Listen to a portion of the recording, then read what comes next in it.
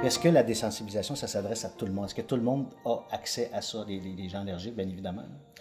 Donc, la question de l'accès, en fait, est au cœur de l'initiative de Bye Bye Allergie, puis de la clinique qu'on a montée aussi. OK. C'est une clinique pilote pour faire un début d'offre clinique.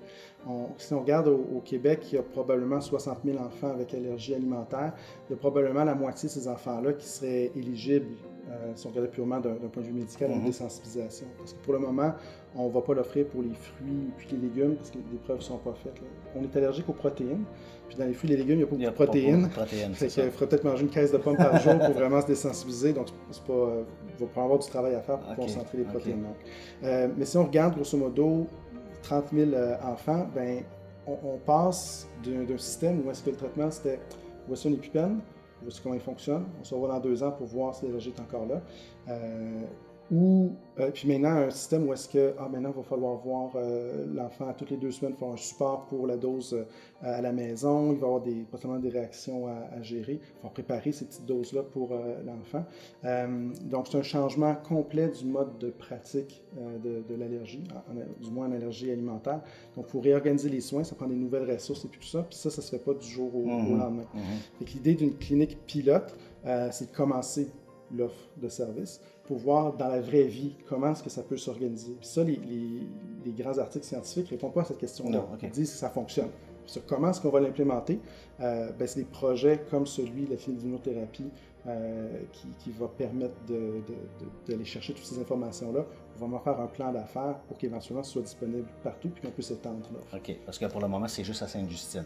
Pour le moment, il y a juste à Sainte-Justine qu'on peut envoyer une référence pour être vu en désensibilisation.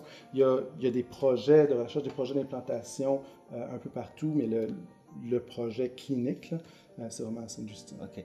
Puis la clinique, est-ce qu'elle va être ouverte de façon permanente ou c'est un certain temps, puis après ça, vous allez voir, selon les résultats, si ça peut continuer ou pas? Donc, c'est sûr que pour le moment, on a un engagement du ministère pour 3 ans qu'on a été mandaté de faire la clinique.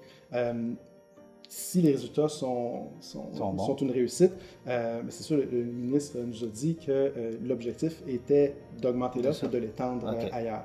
Mais encore faut-il le démontrer. Moi, je suis convaincu, parce que j'en ai fait beaucoup, je sais qu'il y a un impact, mais il faut traduire ça, cette connaissance expérientielle-là, en chiffres qu'on peut présenter et puis mettre dans un budget, puis comparer d'hôpital, puis comparer à d'autres services qui sont déjà offerts pour le chiffrer et puis déployer, d'une part. Puis d'autre part, il faut développer tous les outils pour que d'autres cliniques ailleurs au Québec soient capables d'offrir le service. Parce que ça ne s'improvise pas. Ça ne s'en prend pas du jour au lendemain non plus. Là. Donc, il y a une courbe d'apprentissage. Et puis, si tu as les bons outils pour faire le transfert de connaissances, bien, la courbe va être pas mal plus rapide puis rapide.